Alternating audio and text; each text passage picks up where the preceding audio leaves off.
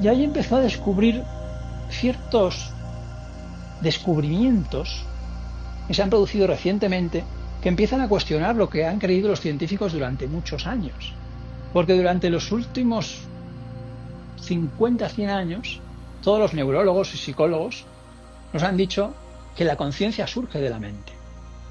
Sin embargo, hace un tiempo descubrieron algo que se llama lucidez terminal.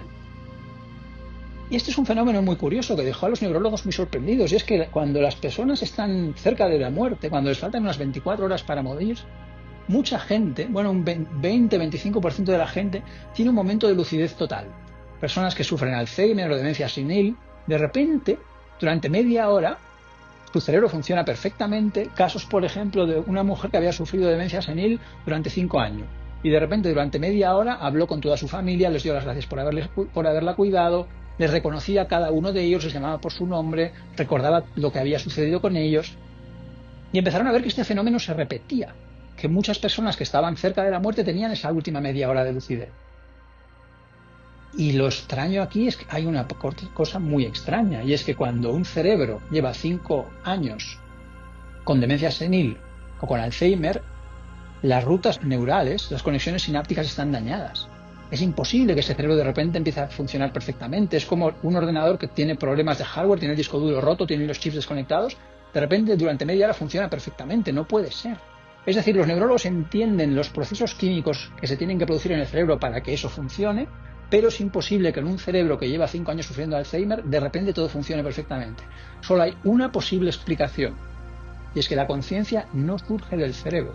La conciencia está en otro lugar y de repente esas personas durante media hora se conectan.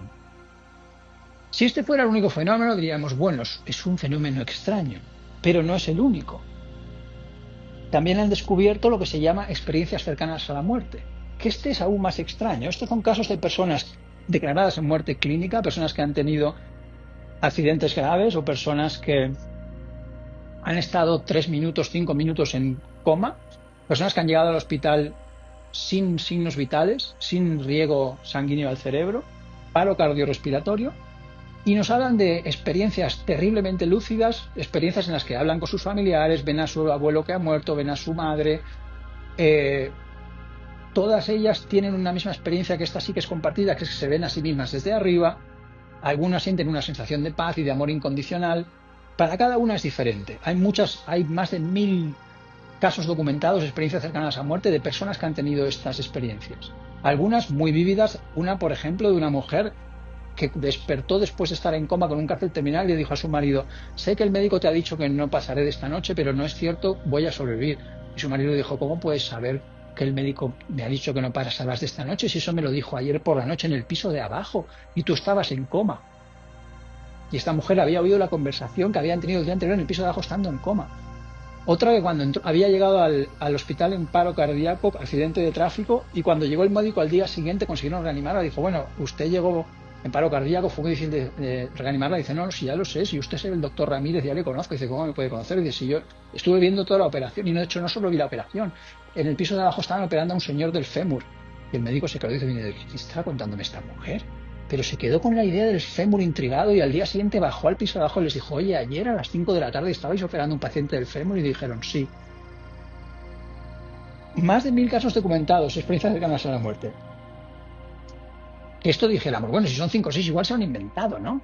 Pero más de 1000 personas explicando esas experiencias, y de repente esto es aún más extraño, porque claro, el primer caso de la lucidez terminal, dices, es un ordenador que está roto, de repente empieza a funcionar. Pero es que aquí no, aquí es un ordenador que está desenchufado y apagado. Ahí no tendría que haber ningún tipo de experiencia consciente, porque es una persona que no tiene riego sanguíneo, no está llegando oxígeno al cerebro. No puede ser que esta persona tenga una experiencia consciente. Solo hay una posible explicación: es que la conciencia no surge del cerebro. Y aquí viene el más extraño de todos, que son los recuerdos de vidas anteriores.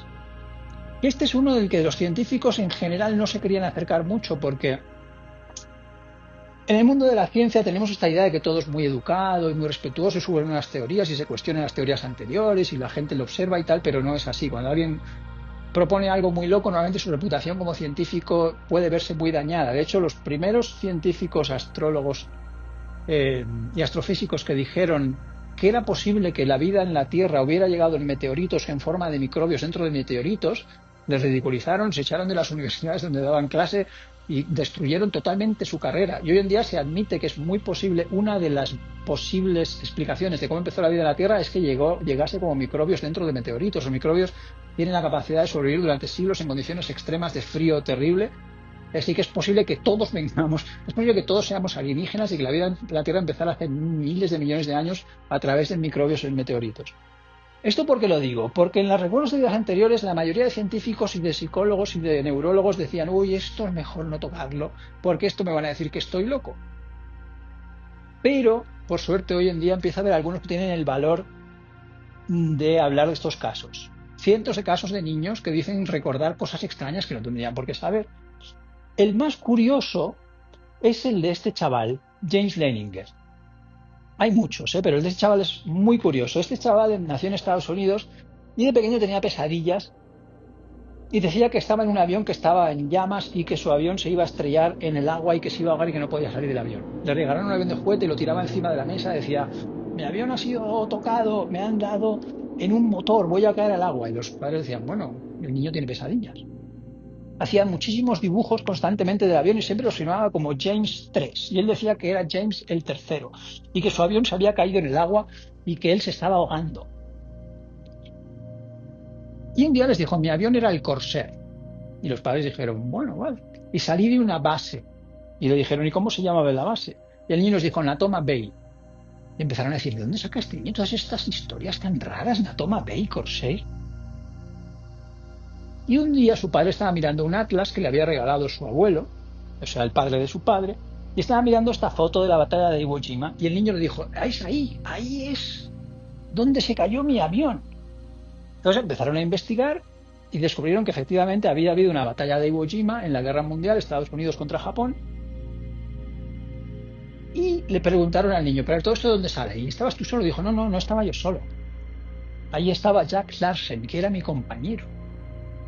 Entonces el padre primero pensaba, todo esto son historias, son locuras del niño este. Pero luego empezó a decir, ¿de dónde saca todas estas historias? Natoma Bay, ese es un nombre muy raro, Jack Larsen, Corsair. Y ahí descubrieron que había una reunión de veteranos de la batalla de Iwo Jima.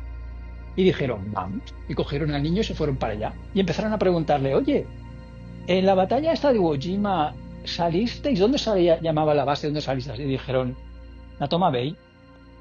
¿Y había algún piloto allí que se llamaba Jack Larsen? Y esto aquí empezaron más fuerte. No solo había un piloto allí que se llamaba Jack Larsen, sino sé que ese piloto estaba en la convención de veteranos de la batalla de Iwo Jima. Y les dijo, yo soy Jack Larsen. Y le dijeron, oye, ¿y en esa batalla murió alguien? Y dijo, sí, murió solamente un piloto, que se llamaba James Houston Jr., porque su padre también se llamaba James. Es decir, este James era el hijo de James, y este niño firmaba todos sus dibujos como James 3, porque él decía que era el James número 3. Y cuando le preguntaban, ¿pero tú quién eres en este recuerdo? Él decía, yo soy James. Esta gente terminó escribiendo un libro sobre toda esta historia, y a partir de ahí hubo un psiquiatra que empezó a documentarlo y tiene también más de 100 casos documentados de chavales que entre los 1, 2 hasta los 6 años tienen recuerdos de vidas anteriores. Luego, a partir de ahí, empiezan a olvidarse, empiezan a seguir su vida, del mismo modo que nosotros cuando nos levantamos un día por la mañana, los primeros 10 o 15 minutos recordamos un sueño, pero luego a medida que empezamos a hacer cosas se nos olvida ese sueño, ¿no? Es lo mismo. Estos recuerdos de vidas anteriores solo duran desde los 1 hasta los 6 años. Luego se olvidan y siguen con su vida. Este es uno de los casos, pero hay muchos más. Y esto es lo curioso, es que claro, este caso ya es el más loco y el más difícil de aceptar como real, porque aquí ya no solo esto no solo indica que la conciencia no surge de la mente y que la conciencia puede sobrevivir, sino que la conciencia puede pasar de un cuerpo a otro en diferentes encarnaciones. Con lo cual, cada vez hay más estudios que están empezando a contradecir lo que nos decían hasta ahora los neurólogos y los científicos, y parece ser que la conciencia, es cierto que la mayoría de neurólogos hoy siguen defendiendo que la conciencia surge de la mente. Pero cada vez hay más estudios que contradicen o que por lo menos cuestionan esta idea.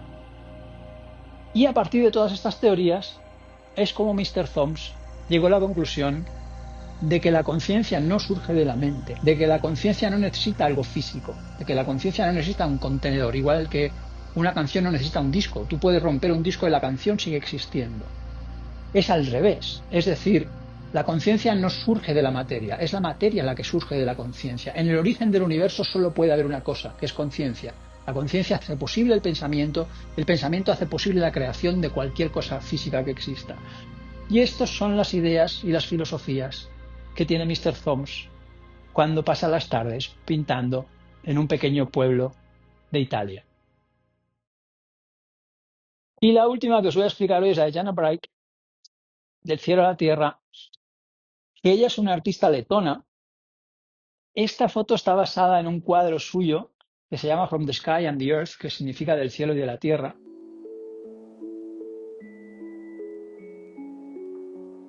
Y Jana Bright es una de esas personas que desde que era pequeña siempre fue muy sensible y tenía una conexión muy profunda con su emoción. Y siempre le decían, es que esta niña es